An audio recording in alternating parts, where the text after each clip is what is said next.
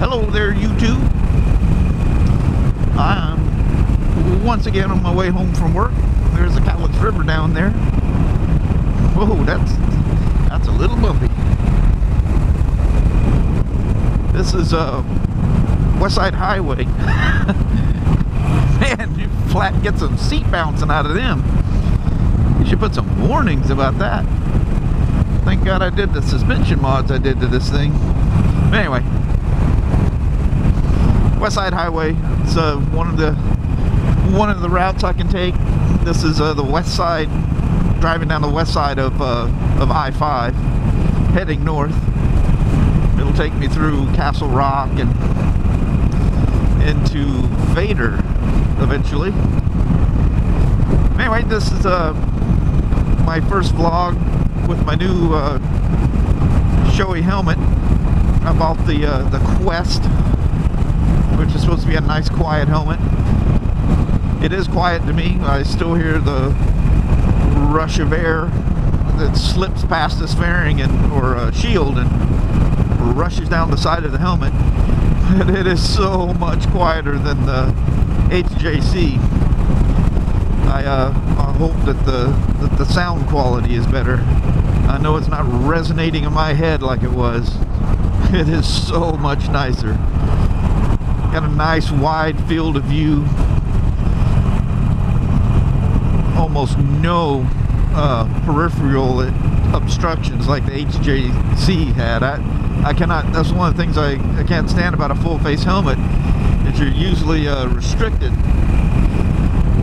You know, and you feel like you're trapped inside that thing. Well, this helmet's not like that at all. Nice wide view.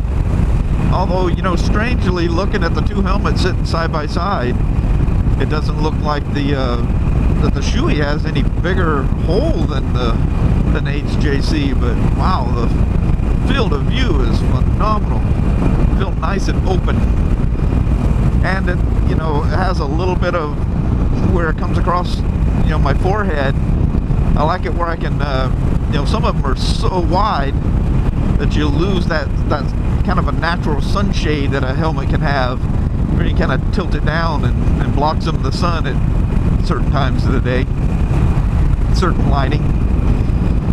So this is the, of course I'm using a GoPro Hero 3 Plus Black, but I'm using a Drift HD Ghost microphone. It's not the one with the stereo connection. That's a whole nother story. I ordered the second one from Drift themselves, and once again it came with the mono connection, even though it clearly shows the stereo connection. So I don't know what the hell's going on. I was too mad to send them an email last night when I got the package, so I'll stew on that a little bit, see what I want to do. I mean, that's twice now. I ordered it from Amazon. It was advertised with the stereo connection. I mean, Drift does have one with a stereo connection. Do a search for a GoPro with a Drift microphone, and there's several guys, you know, they got the stereo connection. They just plug it right into their GoPro and it works. This one I have to use a mono to stereo adapter so that it lands on both, you know, left and right channels in the GoPro. Look at that, a mobile home park down there. I don't know why that just gives me the creepiest feeling. I don't know why. But this West Side Highway, you kind of run along a mountain range to my left, or to the west of me. And ooh, somebody's burning something that really stunk. So in a lot of this I'm in the shade, and this is a crazy road to come down in the winter.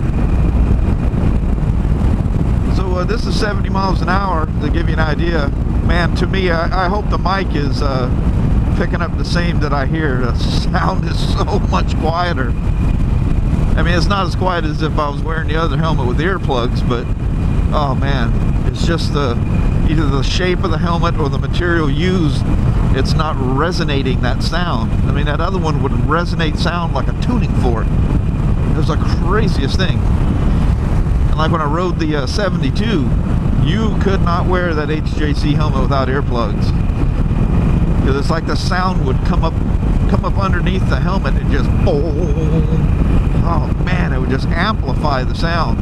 Just crazy. It looks like there's a cop sitting there. What's the speed limit through here? I don't know if that's a cop or just a truck or whatever. Why risk it, right? Yeah, it looks like it's just a truck. What's the deal with the clouds here? It's supposed to be nice. It's actually kind of cool back in these shades. But anyway, this is just a quick little test of the new Shoei Qwest helmet. This Qwest helmet, it was released, what was that, 2011? It might have been 2010 when they released it. So it's been, shit, I'm gonna have to follow a damn boat.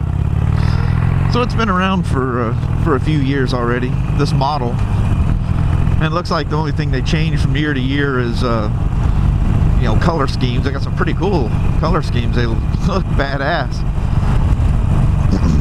But it's about a $400 helmet, you know, full boat retail. I got the guy that sells this helmets hooked me up with this thing actually last July, right after I bought the iron. I picked up the iron June 27th and waited for the helmet guy. You got to talk to him directly and he'll hook you up.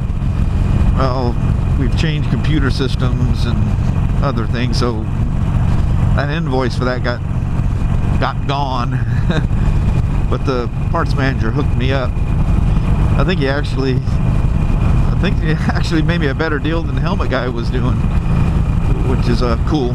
Anyway, I couldn't resist, had to buy it. That old HJC, it was old. You know, I don't know if you guys know this or not, but you know, helmets have a shelf life. I'm sure that a lot of the high-tech ones that's out nowadays probably not so much. And maybe not this one. Well, maybe not even HJC. I have no idea. Maybe that's just really old school, but it's not that the HJC wasn't comfortable. It was just enormously loud. So there's one weird thing. I don't know if you can see if that's coming across on camera, but for some reason, I don't know if it's the shape of the helmet or what the deal is, but it feels like it has a tail rudder on the back. As the wind buffets at certain points, like I'm getting dirty air off of the back of this boat and stuff, it's making my head wave back and forth. It's the craziest thing. I've never had a helmet do that before. And it's not like it's like long and skinny. I don't know what the hell the deal is. Why I'm getting this reaction. Hell, I don't think I'm supposed to pass through here anyway, but I'll be patient. Anyway, just a helmet test. The lighting is such, I can't see how long I've been talking, so I'll bounce out. So, yay, I got a new helmet, and I hope it comes across on the microphone is good. Oh, I was going to mention the microphone. It's the Ghost microphone, and it's just stuffed in a cheek padding. There's no fur or anything like that on it, so it's not exposed. Wow, it's not exposed to the air. But it is protected by the padding, and I left the little foam windsock on it, so hopefully it's not too muffled. I hope it sounds okay. I have no idea. I put it on, walked around the house once I got the GoPro mounted to the front and everything, and walked. God damn, this road is brutal. But anyway, I walked around, just did in the house test, and it sounded okay. But you know, that's like my fan test and everything else. I go, woohoo, it's fixed. I got it dialed. It's not until you ride this bike with that fly screen on there that you find out what the real truths are. Well, one of the things I do notice is I hear the engine more, and these irons, when they're stock like this, they have kind of a piston slap sound. And you guys that have newer 883s will know what I'm talking. Hey, I just got whacked in the kneecap with a rock. Probably shouldn't be right on his ass either, should I? But anyway, they kind of have a piston slap. Actually the 1200s do it too, but you know, first thing everybody does is put exhaust on them, and you don't hear it at all. It's there, you just don't hear it. They greatly increased the cooling fins on the Sportsters here a few years back. So here we will go with resonating sound again, but they resonate the engine sounds quite a bit more. Like you get an old Sportster and ride it, and the motor seems so quiet. You don't hear any valve train noise or nothing. Any of the new Sportsters, you hear the, you know, ticking and tacking and piston slap sound. Yeah, they all do it. It's not a fault, and nothing's going to fall apart. But besides the fact that it's always there, I notice it. Maybe because the helmet's quieter or whatever, but I can actually hear all the engine noise with this helmet that I wouldn't be able to hear anything. I can hear myself talking. That's about it. You know, I'll hear the woo of the exhaust and the faint background or whatever. But yeah, a lot more sound pickup with this. Man, they have logged so much stuff out here since I've been through here last. Wow, what is with people going crazy logging their personal property here lately? I mean, all this. I mean, these were beautiful, beautiful woods. Why is everybody so compelled to cut all their trees down? What the hell? Nice little waterfall back there. Don't know if I stared at that long enough that you could see it. But I'm seeing a 1 in front of there, so I've talked more than 10 minutes. So I don't know if I do anything. This may be just a test for myself, but if I use it, thank you very much for watching, and I hope the sound is better, more for you guys than me. Of course, I enjoy, I don't know why, that sounds kind of vain, but I enjoy being able to hear myself, I guess, better. But if I'm talking about something, it's nice that you guys can hear me. I don't have a problem with anything else except for this iron and that little high-speed wind-producing fly screen that's so comfortable to have on there, but creates a microphone nightmare. Anyway, I am gone. Thank you guys. Take care now.